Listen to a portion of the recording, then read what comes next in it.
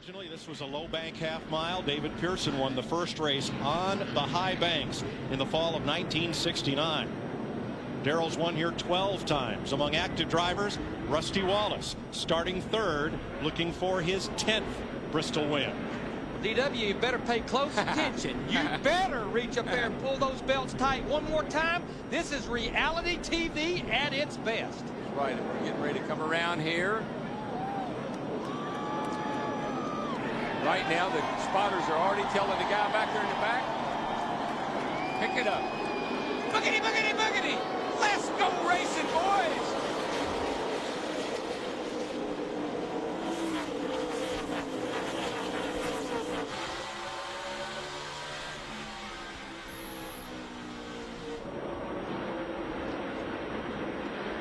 Boy, Jeff Gordon was worried about starting in fourth spot up on the outside, and you can see why.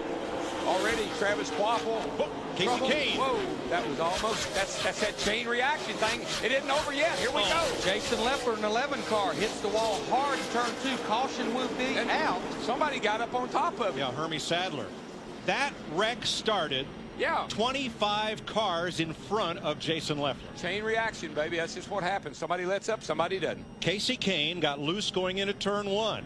He was tapped by Brian Vickers. By the time everybody else whoed up, 12 rows further back, somebody turned the 11 of Leffler into the wall. And Mike, you talked about the owner points, the danger zone. Jason Leffler in that 11 car, they came into Bristol 35th in owner points. This is going to be a big hit for him. Mr. Excitement, Jimmy Spencer. It's already been a too exciting day for his car.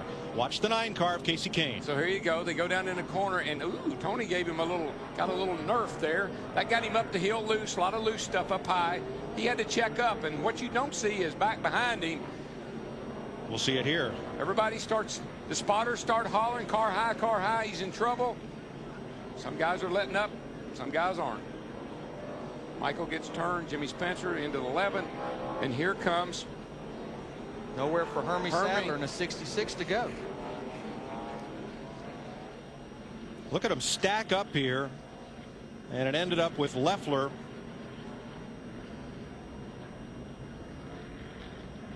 You see Kevin Harvick in the 29 car we're riding with him. Remember, had to go in the rear of the field after qualifying 13th. This is what'll get you in trouble. Stay high, stay high. Good job, good job. But he sneaks through there. Carl Edwards started 42nd. Let's ride with him. That's Hermie just ahead. In front of you. See it? He actually got in the back of Hermie Sadler just a little bit. pretty hard. Got a little bit on the nose. Just a little look at it. Caution. It's going to be a pretty good lick, and he's in the pits, by the way. Yeah, that's a hard lick.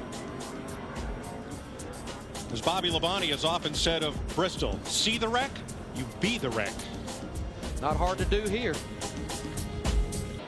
Yeah, he's got a nice cushion now. He's got about 10 or 12 cars behind him, but plus he's on the move. I mean, he's really getting into the corner. Saw him go by Michael there.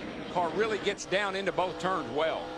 From Michael Waltrip, you look forward at Kevin Harvick as he draws a bead on Matt Kenseth. Let's go to the 7th place race where Ryan Newman trying to hold off Jeremy Mayfield, Tony Stewart, and then Greg Biffle and Terry Labonte.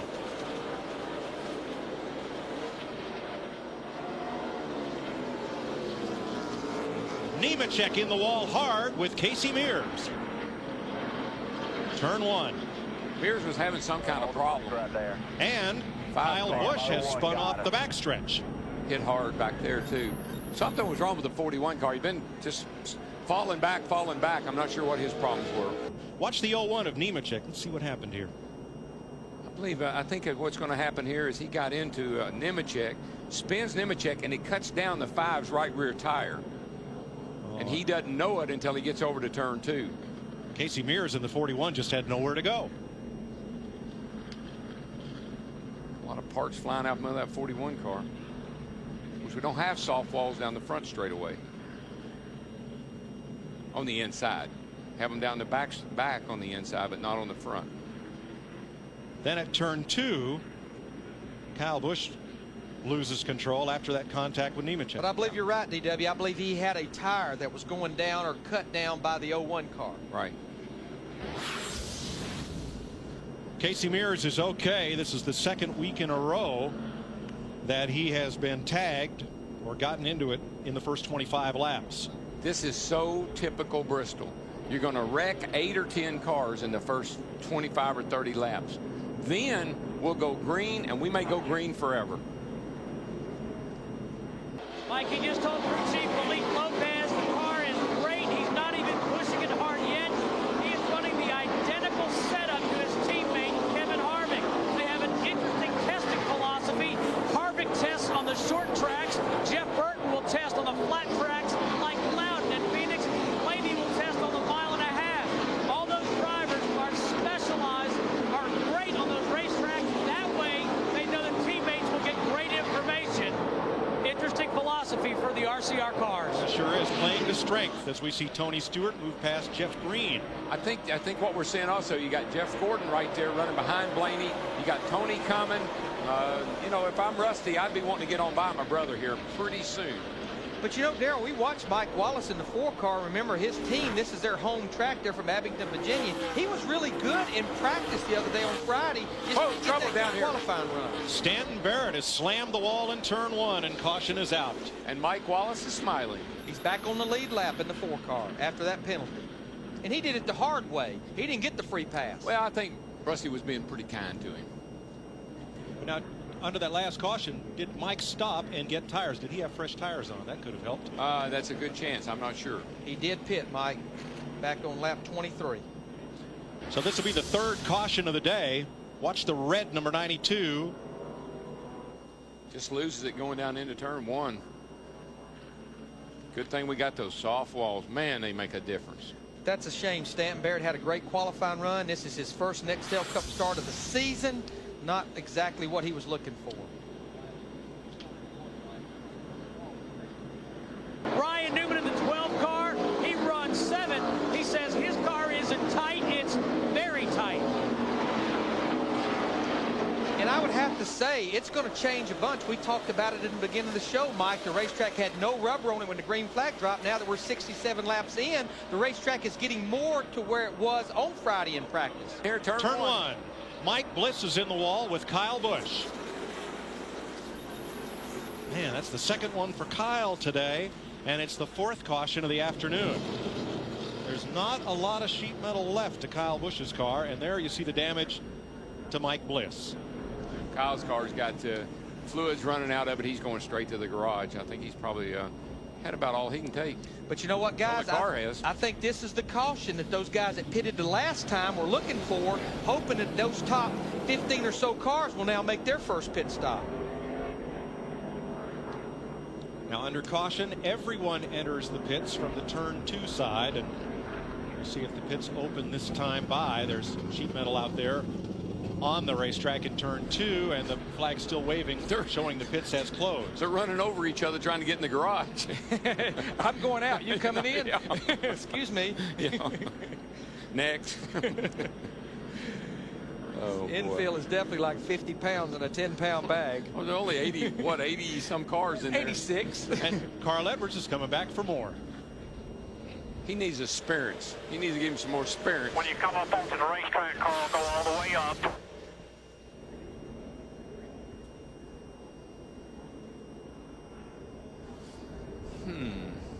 Hard to say. Yeah, not sure what happened there.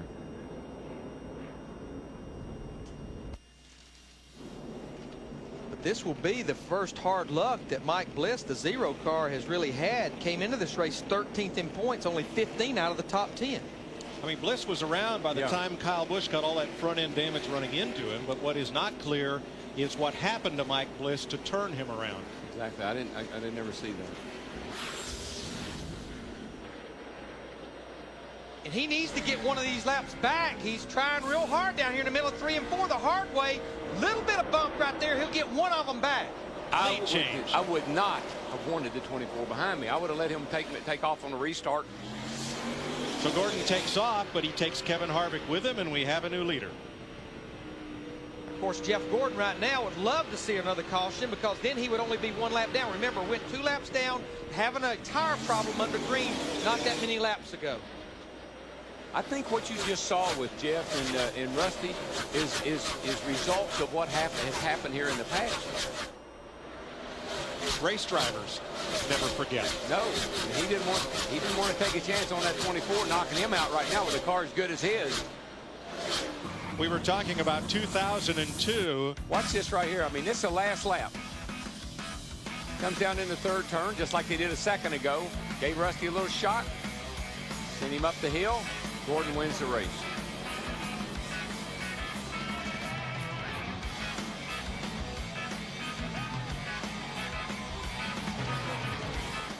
Jeff Gordon at Bristol. It's been one of his better racetracks, as well as it has been for Rusty Wallace. 4 pulls, 5 wins. Thing about it is, I mean, he's 2 laps down. He's back. He's 1 lap down now. Trouble turn 3. Ryan Newman, after contact with Schrader, spins around.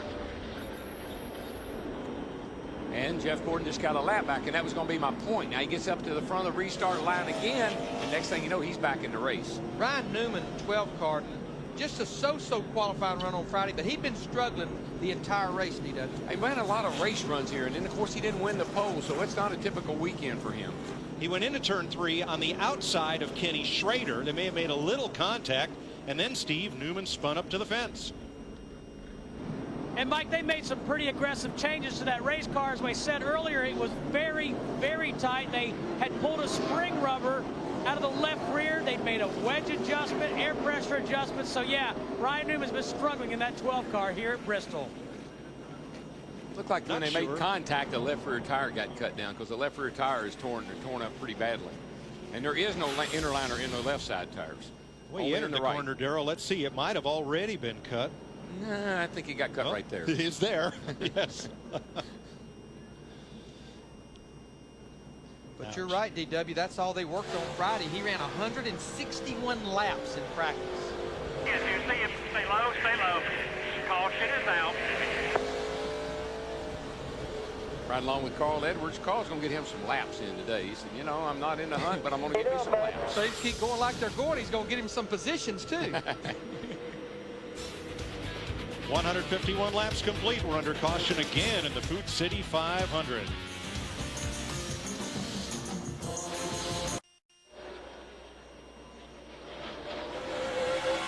Moments ago, Rusty Wallace running second. Cuts down a tire just past the entry to pit road. Has to come all the way around to make this pit stop. Wallace will get 4, and that will cost him dearly. He will go 2 laps down to race leader Matt Kenseth.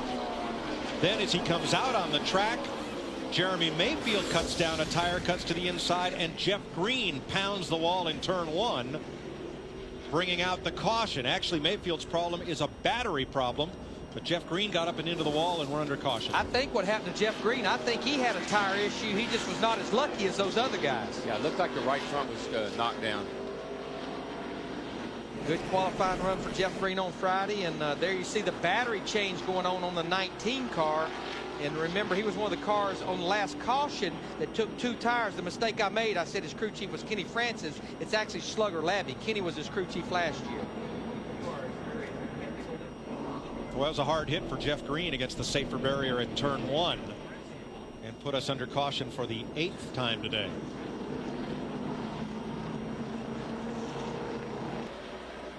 So the car that's been fastest all day, Rusty Wallace, now finds himself 1 lap and distance around the track, down to Greg Biffle, leading Matt Kenseth, Kevin Harvick, Jimmy Johnson, Elliott Sadler, Dale Jr., and Tony Stewart. Then the Bobby Labonte and Jeff Gordon group 8th and 9th, with Kurt Busch 10th and Dave Blaney 11th.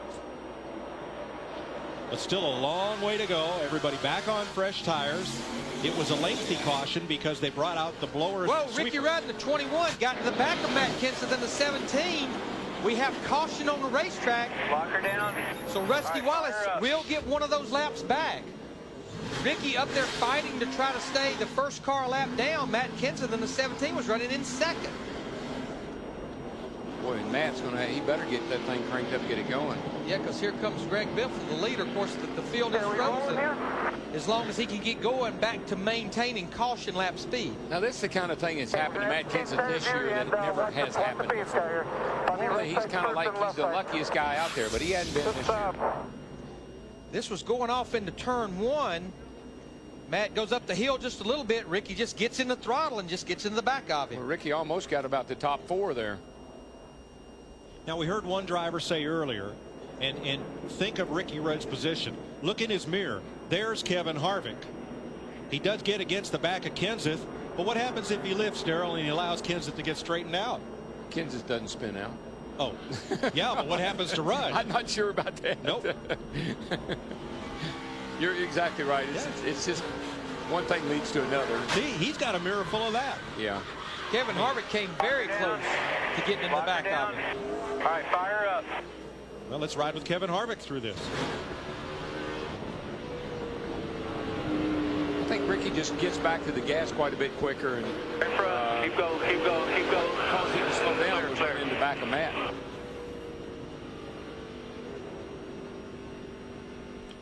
Matt Kenseth goes from 2nd to 17th in an instant after getting booted from behind by Ricky Rudd. Greg Biffle is the leader. Kevin Harvick, his new best friend, right behind. Jimmy Johnson, the point leader, 3rd. Pole sitter Elliott Sadler 4th. Dale Jr. 5th. Tony Stewart, Bobby Labonte, Jeff Gordon, Kurt Busch, and Dave Blaney. I think Kevin Harvick in the 29 maybe cut his teammate a little bit of slack. Jeff Burton in the 31. Remember, Jeff was running in the top 7 about 50 laps ago. Cut that tire down, 2 laps down right now. Dick Berggren on the leader. Well, Greg Biffle had quite a conversation with Doug Richard, his crew chief, during that caution flag. He said that the car is bottoming out, leaving turns 2 and 4. But that's okay, said Biffle, because the car is running on low air pressure with fresh tires on it. Biffle also said the car feels a little bit squishy, but that he is balancing the way it handles by the way he drives. Oh, Schrader round on the back. Bobby Labonte. Gordon got a little bit of it. Got a Blaney, McMurray, Martin. 41 car, 97 got some damage, 40 car. A lot of our lead lap cars. Ricky Rudd's car is destroyed. The 18 cars got quite a bit of damage. Mark Martin, the 6th car, came in here 5th in points. He's involved. There's Bobby Hamilton Jr. Somebody turned Schrader dead sideways in front of the oncoming field. Yeah, they were going Alpha 2 there, and Schrader was down the inside. It looked like Schrader moved a little, and the car on the outside moved a little. They got together, and around he went. See Jamie McMurray in the 42 car. Oh, Dave man. Blaney worked his way back in the top 10 after We were just sitting on the talking outside about him. pole. Yeah, just talking about him. All kinds of troubles for Mark Martin, the 6th car. 7 cars involved in all with heavy damage. And let's see how it got started. Watch the 49 of Schrader. Come off a corner here, and he's on the inside of Tony Stewart. Everything's clean there, clean. Ooh. Couldn't tell. Did the 32 get in the back of him? I think so. That's what it looked like. Rusty sneaks through with minimal damage. So does Jeff Gordon. Michael Waltrip got hit. Kurt Busch has got damage, but not a lot, I don't think. Mike Wallace, number 4, right at the end. Tipped into the wall. You can almost see the damage on the left front of the 32 car. That's pretty much, I think, the telltale sign. How many weeks in a row Bobby Labonte gets into a wreck not of his making? Here we are again. At Bristol particularly. I mean, I've seen the guy be running a great race here and have more bad luck here than any place I think we go. Oh, yeah, you see the 32 just brushed the back of Schrader's car, and that hooked Schrader to the right. And Rusty Wallace in the 2, a lot of front end damage, even though he barely made it through. He's made his way to pit road. This track gets very narrow when one car gets sideways like that. You know, it looked like Schrader was trying to stay down on the inside, and Bobby Jr. in the Tide car just got to clip him. This will be big. Turn 3. Just absolutely. It all happened so fast. All right, boys, we're right in the middle of it.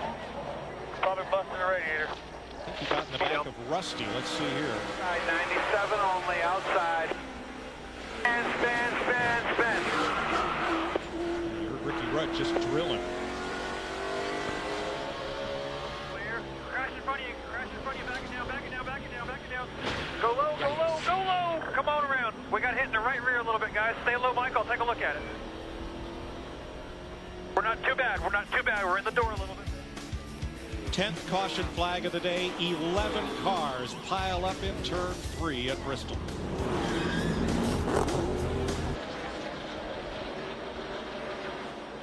This is when racing here is kind of fun. Stand out a little bit. There's not cars everywhere. You got a little bit of room to race. Kind of set a guy up, make some moves, make some passes. Got the 9. He's in the fence. Turn 3 and 4 and off the wall, but I guess that smoking tire finally went down. Yeah, it didn't fix itself. He's trying to get down to the bottom of the racetrack where he can get to pit road, and he will make it. Dale Earnhardt Jr. in the 8 car. He just went by our pole sitter, Elliott Sadler, in the 38. Dale Earnhardt Jr. now back in 5th position, back in the top 5. Good job of keeping that car clean today. Yeah, he's done a really good job. He just kept his nose clean all day, and he's right up there, coming to the front. The other car that is unmarked is the one right in front of Junior, and that's the Home Depot Chevy. Whoa! Oh, man, Jimmy Johnson. Oh. I knew that. Hard hit by Jeff Burton in the 31. Oh, right into Kurt right into Kurt Busch. Busch in the 97. Nowhere for him to go. Oh, my gosh. That was a hard lick.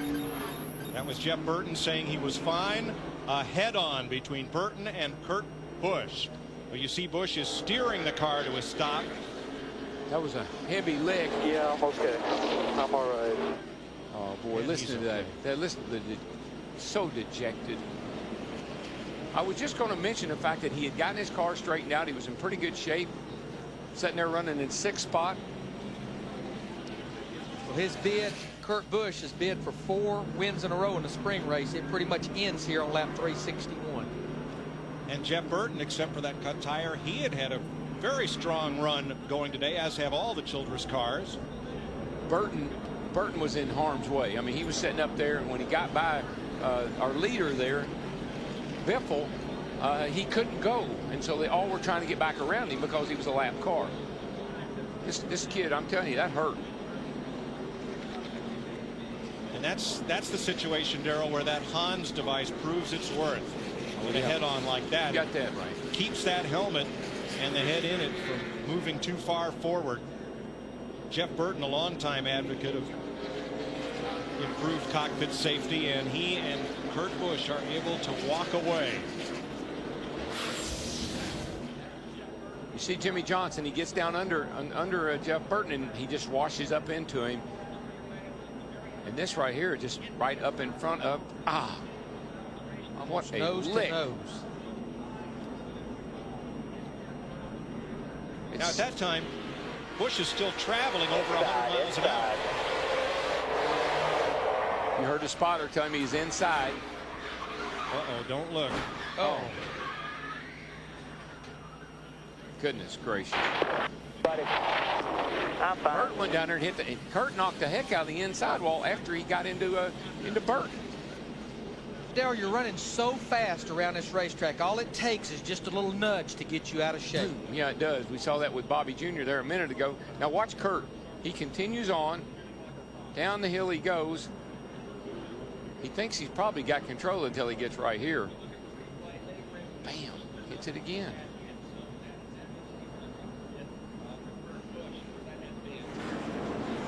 Burton kind of goes up the hill. They open up the bottom. Jimmy gets on the gas, pushes up, and just clips him, a lot like we saw with Bobby Jr. and Kenny Schrader there a minute ago. Turn 2 here is Calamity Corner. Always has been.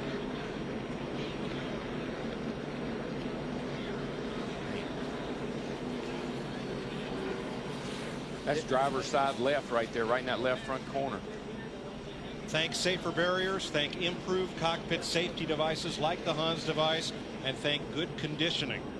Look at all that debris just rolling down the hill from those cars. They walked away, Jeff Burton and Kurt Busch, after this hard crash in turn 3 at lap 360 that puts us under the 11th caution flag. By my calculations, he has about 30 to 35 laps on his tires. Boy, he gets a good jump on Greg Biffle in the 16, as well as Rusty in the 2. I'd call that a real good jump. Rusty had climbed back to the lead lap after a flat tire, but then now finds himself 2 laps down. One of those a penalty lap for pulling up the pit under the red. Rusty slips high. Biffle gets by underneath. Yeah, when he jumped into throttle in 3 and 4, his car wiggled with him, went up the racetrack. Right now, Jeremy Mayfield in the 19. Jeremy's actually quite a number of laps down, 4 laps down back in 20. Where he gets Rusty shoved up on the outside, that's going to open the door for a lot of guys. Wallace's former teammate. It's just so hard when you come off the corner here like Jimmy Johnson is, particularly if you hit that apron, and that's what you do off of turn 2, shoot you into that guy on the outside, so you got to really be careful. And there is Johnson bringing his Hendrick teammate Brian Vickers with him. Behind Tony Stewart, Elliott Sadler, Matt Kenseth, Dale Jr. Darrell, I know Jeff Gordon has old tires, but he just ran the fastest lap he's ran in this race. Tony ducked underneath Vickers and slid up the track into Wallace and went for a spin rather than wreck the bunch of them. And nobody hit him, which is amazing. The caution is out right now. And who gets a lap back here? I believe Kyle Petty will get the free pass. I don't know how that happened. You know, you come to Bristol and you see things, you say, I've seen everything now. You know what? I give Tony a lot of credit on this one, Darrell, because either he locks the car down and spins or he takes a bunch of cars out when all this happens. It's just some more of that good car control that the guys that come from the open wheel series seem to have. He's running in the 4th position right here. Well, you see Vickers get loose. He comes down here, and boy, Rusty has no idea he's there, I don't think. I'm sure Tony's saying, hey, dude, I'm on the lead lap. But I'm sure that Rusty doesn't have any idea that Tony is coming down on the inside. Vickers really kind of causes this to bottleneck up. Tony gets a run 3 wide. Yeah, it's kind of a coming together. But Darrell, if Tony tries to correct to the right, what happens? Oh, he goes into the fence. Yeah, no, he did all the right things. You see the smoke. He knows, he knew when to hold the gas. He had the gas down, rear tires biting, and when the thing turned, he let off and it went straight.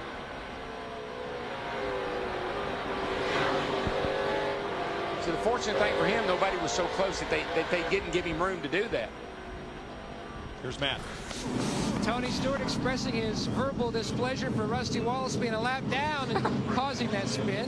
They're going to change all 4 tires. They're going to pull out the right front fender. Some slight cosmetic damage on that right front corner. Another tug again down by the valence as the left side tires go on. Taking their time. They know they're going to be near the back, and he's away. Well, the list is growing of the good guys and the bad guys.